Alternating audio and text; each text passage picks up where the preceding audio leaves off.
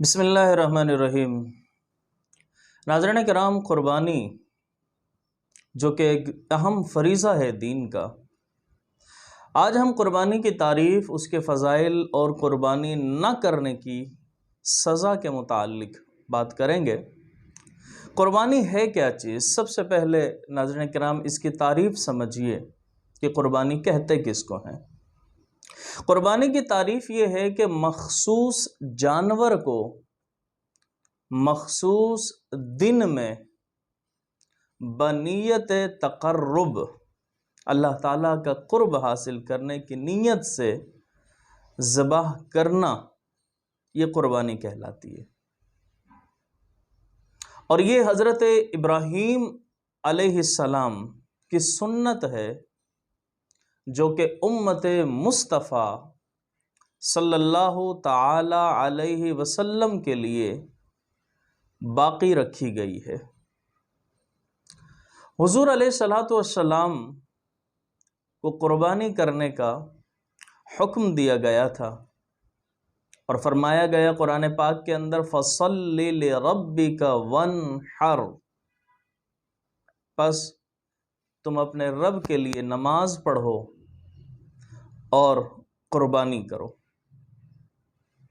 یہی وجہ ہے کہ احادیث مبارکہ کے اندر رسول اللہ صلی اللہ تعالی علیہ وسلم نے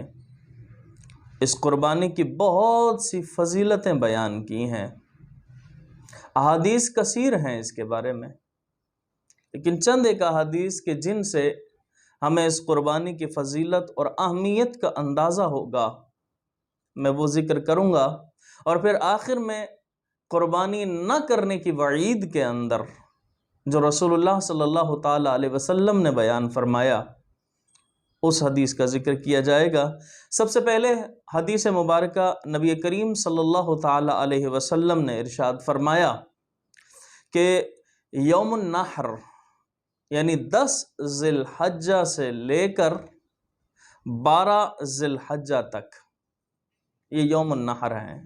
یہ ایام النحر ہیں۔ آپ نے فرمایا کہ ان دنوں کے اندر ابن آدم کا کوئی عمل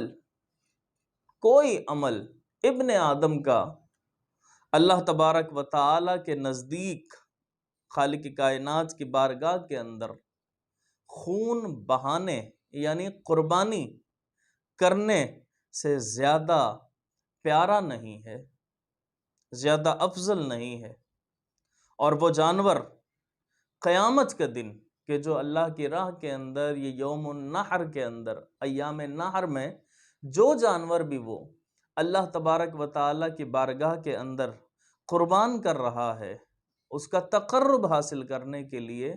تو قیامت کے دن آپ نے فرمایا کہ وہ جانور اپنے سینگ، بال اور کھروں کے ساتھ آئے گا، اور قربانی کا خون زمین پر گرنے سے پہلے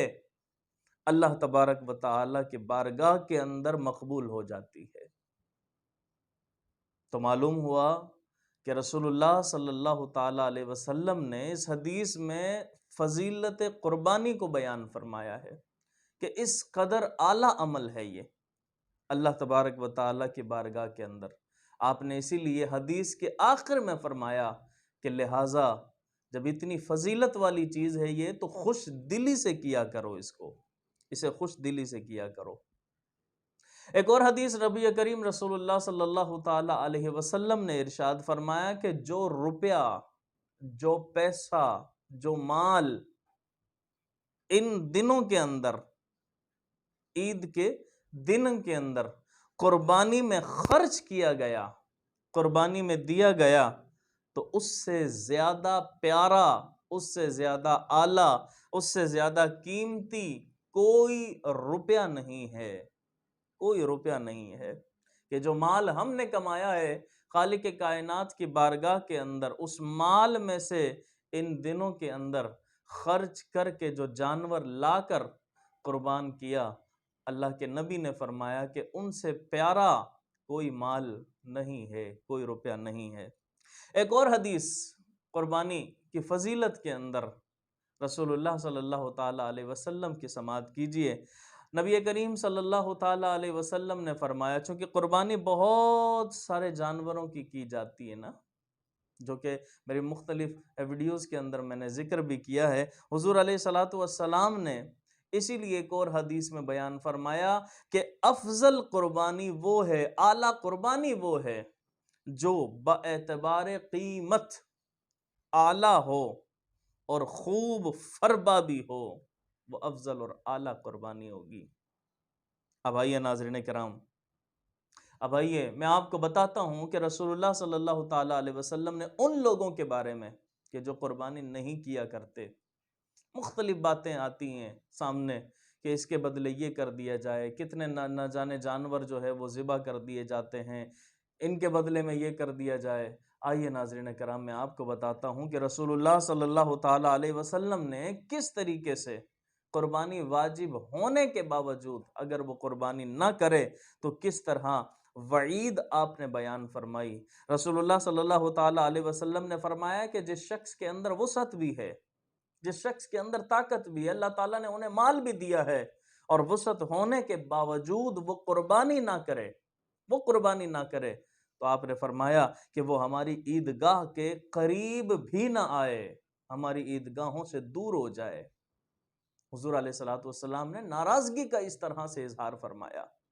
تو اگر اللہ تبارک و تعالی نے مال عطا کیا ہے اور قربانی اگر واجب ہے، تو ان دنوں کے اندر اللہ کی خوشنودی حاصل کرنے کے لیے